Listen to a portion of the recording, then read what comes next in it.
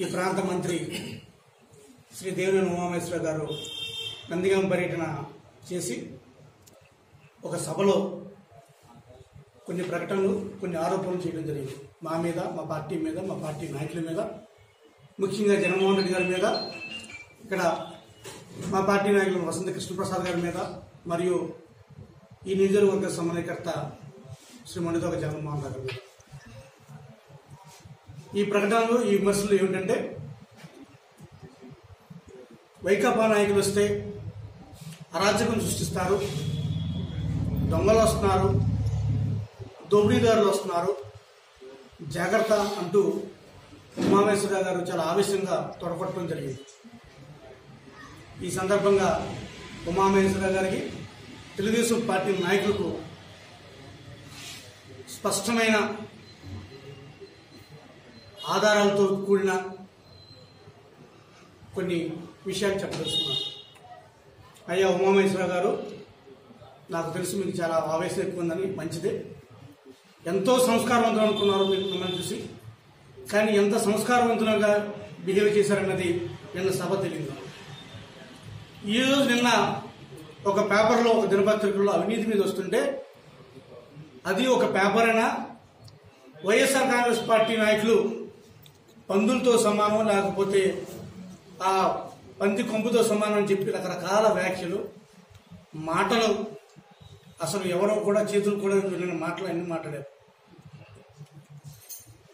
మీ హయాంలో ఈ 20 సంవత్సరాలు, మీరు ఏదైతే 25 సంవత్సరాల నుంచి ఈ నందిగామని ఏళ్తున్నారో, మీకన్నా ఎవరన్నా దోపిడీదారులు, దొంగలు ఎవరన్నా ఉన్నారని అడుగుతున్నారు. ఎటువంటి దొంగలు అంటే, మీ ఎమ్మెల్యేగా ఉండి, మీ ప్రభుత్వం ఉండి ఎన్ని అవినీతి పనులు చేశారనటానికి కొన్ని ఉదాహరణలు మాత్రమే. ఎస్సీ ఎస్టీ సబ్ ప్లాన్లో నిధులు మళ్లించిన మాట వాస్తవా కాదా? దీని మీద విజిలెన్స్ రిపోర్ట్ వచ్చిన మాట వాస్తవా కాదా? విజిలెన్స్ ప్రభుత్వం స్వయంగా విజిలెన్స్ చేసిన మాట వాస్తవా కాదని అడుగుతున్నారు. ఇక ధాన్యం కొనుగోలు విషయంలో ఎన్ని అక్రమాలకు, ఎన్ని అవినీతికి పాల్పడారో మీకు తెలియని విషయం కాదు.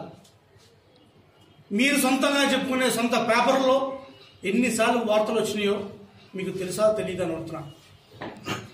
ఈ అవినీతి, ధాన్యం కొనుగోలు అవినీతిలో ఎంత తారాస్థాయి చేరిందంటే, అశోక్ లైలాండ్ లారీలోనంట నీళ్లు,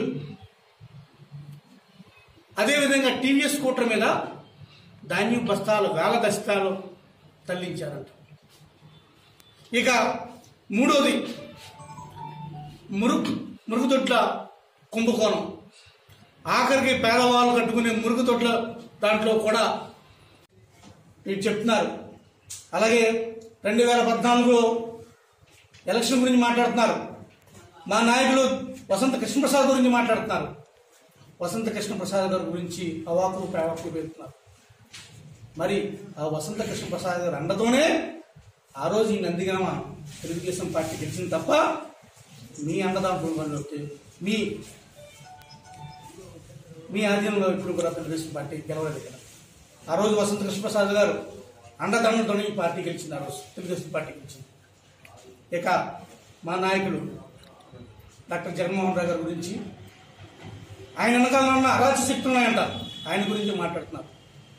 డాక్టర్ జగన్మోహన్ రావు గారు ఏంటో అని ఏంటంటే, వైఎస్ఆర్ కాంగ్రెస్ పార్టీలో కాదు, తెలుగుదేశం పార్టీలో నాయకులను అడగండి. ఒక్కొక్కరిని పిలిచి తెలుగుదేశం పార్టీ నాయకుల్ని మండుతోక జగన్మోహన్ రావు గారు ఎటువంటి వాడిని అడగండి. అడిగిన తర్వాత మీరు మాట్లాడటం బాగుంటుందని మీకు వినిపిస్తున్నాను. ఇక చివరగా ముఖ్యంగా మా నాయకులు, పార్టీ జాతీయ అధ్యక్షులు వైఎస్ జగన్మోహన్ రెడ్డి గారి గురించి మాట్లాడే ముందు మరొక్కసారి మీకు వినిపిస్తున్నాను. సంస్కారవంతులు ఎవరు కూడా ఈ నందిగామ గుట్ట మీద పుట్టిన సంస్కారవంతులు ఎవరు కూడా అలా మాట్లాడారు. మీరు మాట్లాడే తీరు, మీరు ఆహ్వాన, మీరు వ్యవహరించే తీరు, మీరు నాయకులకి ఇచ్చే గౌరవం స్టేజ్ మీద ఏంటనేది ఒక్కసారి నిన్న టీవీలన్నీ కూడా, సోషల్ మీడియాలో కూడా హల్చలేదు. ఎటువంటి నాయకులకి ఎటువంటి గౌరవం ఇస్తున్నారు, మీరు ఏ విధంగా మాట్లాడుతున్నారు, మీ స్పీచ్కి ఎవరు ఎలా రెస్పాండ్ అవుతున్నారు, ఇదంతా కూడా ప్రజలు చూస్తున్నారు. దయచేసి వచ్చినప్పుడు పార్టీ కార్యక్రమాలు చేసుకోవడం మంచిది. కానీ ఈ పర్సనలైజ్ అజెండాగా ఈ విమర్శలకు ఇలా చేస్తూ అర్థం పర్థం లేని విమర్శలు, ఇంత అవినీతి పెట్టుకొని, ఇంత అవినీతిని ఎమ్మెల్యేని పెట్టుకొని ఒక సాక్షి పేపర్లో వచ్చిందని చెప్పి ఈరోజు సాక్షి పత్రికలు పగలబెట్టడం ఇలాంటి కార్యక్రమాలు చేస్తున్నారు. నిజంగా ఈరోజు అభివృద్ధి గారు మీ చేతిలో ఉంది. ప్రభుత్వంలో మీరున్నారు, స్థానిక ఎమ్మెల్యే ఎక్కడున్నారు, మంత్రిగా మీరు ఎక్కడున్నారు. ఈ అవినీతి అంతా కరెక్ట్ కాదు అని చెప్పి నిరూపించుకోండి. మీరు ఒక సింగిల్ జడ్జితో విచారణ చేయించుకోండి. మీరు చెప్తూ ఉంటారు కదా, ఈ రాష్ట్ర సంస్థలన్నీ మీ చేతిలో ఉన్నాయని చెప్తున్నారు కదా. కొన్ని కేంద్ర సంస్థల మీద మీకు ఎలాగో నమ్మకం లేదు, సిబిఐ వాటి మీద ఏం నమ్మకం లేదు. మీ రాష్ట్ర సంస్థ సిఐడి ఉంది కదా, ఆ సిఐడి మీద ఒక ఎంక్వైరీ ఇప్పించుకోండి.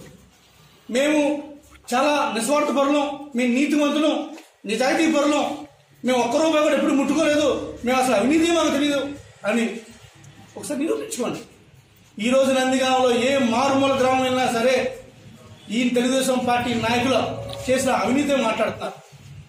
ఎవరన్నా తెలుగుదేశం పార్టీ నాయకులు అవినీతి మాట్లాడలేదంటే వాళ్ళు తెలుగుదేశం పార్టీలో ఉండి అవినీతిని మొత్తం కడుపు నిండా తిని నేను అవినీతి చేయలేదని చెప్పుకుంటాం. ఈరోజు చెప్తున్నారు. ఎలా ఉందంటే నల్లో దండ వేసుకుని ఏదో ఊదగినట్టుంది. దయచేసి మీకు నిజంగా మేము ఒక సవాల్ విసురుతున్నాం. మీ చేతిలో ప్రభుత్వ సంస్థ ఉన్నాయి, సింగిల్ జడ్జితో విచారణ చేయించండి. నేను చెప్పిన మినిమం 10 పాయింట్లలో తోటితో మేము అవినీతి చేస్తూ మేము అవినీతి పనులు కాదని మాత్రం చెప్పబడ్డాం. నందిగామ చరిత్రలోనే కాదు, రాజ్యాంగం పుట్టినప్పటి నుంచి కూడా ఇంత దౌర్భాగ్యంగా ఎందరో మహానుభావులు వెళ్ళారు. ఈ నందిగామ నియోజకవర్గాన్ని అన్ని పదవులు కూడా అనుభవించారు. కానీ ఇంత దౌర్భాగ్యంగా దిగజారి వ్యవస్థను దిగజార్చి రాజకీయాల వాళ్ళ లబ్ధి కోసం సొంతంగా వ్యక్తిగత దోషంలో తీయటం అనేది అది చాలా దౌర్భాగ్యం. అదే దేవినేని ఉమామహేశ్వరరావు నిన్న మాట్లాడిన మాటలైతే మరీ ఘోరంగా ఎప్పుడు కూడా మాట్లాడిన వాళ్ళు జగన్మోహన్ రెడ్డి గారి మీద, మా నాయకుడు జగన్మోహన్ రావు మీద కూడా అసలు జగన్మోహన్ రావు గురించి ఏందనేది మా అన్నగారు చెప్పారు. అదే కాదు, అసలు ప్రతి ఒక్క కార్యకర్తని, తెలుగుదేశం కార్యకర్తను కూడా అడిగి చూడమని జగన్మోహన్ రావుని ఇదని చెప్పండి. అలానే మా వసంత కృష్ణప్రసాద్ గారు లేకపోతే ఇక్కడ వసంత నాయకురాలు లేకపోతే అసలు తెలుగుదేశం ఉండకపోయేది. ఆ రోజు నుంచి కూడా ఆ రోజున తెలుగుదేశాన్ని బతికించింది వాళ్ళే ఫస్ట్ లో. తర్వాత కాంగ్రెస్ పార్టీలోకి వచ్చాక ఏదో చిన్న చిన్న లోపాల వల్ల ఏదో బతికి చెడ్డారే కానీ చెడి బతికిన వాళ్ళు అయితే కాదు వాళ్ళు. అటువంటి వసంత కృష్ణప్రసాద్ గారి మీద మీరు చేసే దౌర్భాగ్యమైన చేష్టలు చాలా ఇది నీచంగా ఉన్నాయని తెలియజేసుకుంటూ, అలానే స్వామినేని ఉదయభాను గారి మీద ఆయన ఒక రౌడీ గోండా అన్న. రౌడీ గోండా ఎవరంటే నీ అన్న ఒక రౌడీ గోండా. ఫస్ట్ నీ అన్న చరిత్ర, తర్వాత అయితే మంచి ఇదైంది కానీ నీ అన్న చరిత్ర ఏందో అందరూ తెలుసు. ఫస్ట్ రౌడీగా వచ్చింది మీ అన్నే తప్ప మా నాయకులు ఎవరు రౌడీలు గొండాలు కాదని. నిన్న చిరుమావిడ బుజ్జి ఆశ్చర్యం చేస్తా. అతని చరిత్ర ఏంటంటే అసలు అతని చరిత్ర పల్లగిరి కొండను కొలగొట్టుకుంటూ ఓ పక్క ధాన్యాన్ని దొంగ లూటీలు చేసుకుంటా దొంగతనంగా ధాన్యాన్ని తోలి పల్లగిరి కొండను కొలగొట్టి అక్కడ నల్లవాగుని విపరీతంగా చందాపురంలో ఉన్న నల్లవాగుని విపరీతమైన కోరిక చేసి ఎంతలోతో చూడండి. ఇదంతా అవినీతి మీరు పాల్పడలేదా? ఎస్సీ భూముల్ని ఇక్కడ ఎస్సీ భూములు కూడా ఆక్రమించుకున్న చరిత్ర నీది కాదా అని నీ ఒళ్ళు దగ్గర పెట్టుకుని మాట్లాడు. చిరుమామిడి బుజ్జి ఇంతటితో ఆగదు, కబడతాను నువ్వు ఎక్కడికంటున్నావు అంటు కదా. రేపే దమ్ముంటేనా గాంధీ సెంటర్ లో కూర్చున్నాం, గాంధీ సెంటర్ లో ఎవరి చరిత్ర ఏందో తీసి ఆడే చూసుకున్నాం తెలియజేసుకుంటున్నాం. ఎటువంటి పర్మిషన్ లేకుండా గత సంవత్సరంగా ఈ చిరుమామిడి శ్రీనివాసరావు అనే అతను ప్రత్యేక హోదా అనే ఉద్యమం కోసం నేనేదో ఉద్యమం చేస్తానని అనధికారికంగా అధికారాన్ని అడ్డం పెట్టుకుని గాంధీ సెంటర్ లో ఉద్యమాలు చేస్తున్నాడు. ఇది పోలీసులు కనిపించట్లేదు.